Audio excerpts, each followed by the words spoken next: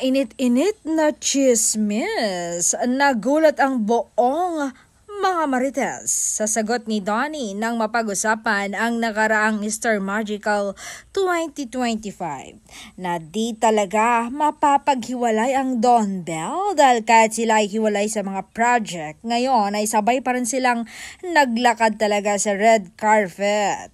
Sabi ng aktor, my GF should be invited to. If my GF isn't invited, I won't attend.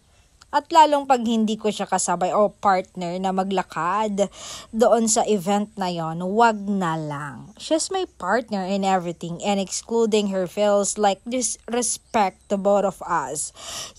Yan ang naging sagot ng aktor na talagang nagpanganga sa mga marites ng bongga. Grabe talaga na mahalin ni Donnie ang Gen Z superstar.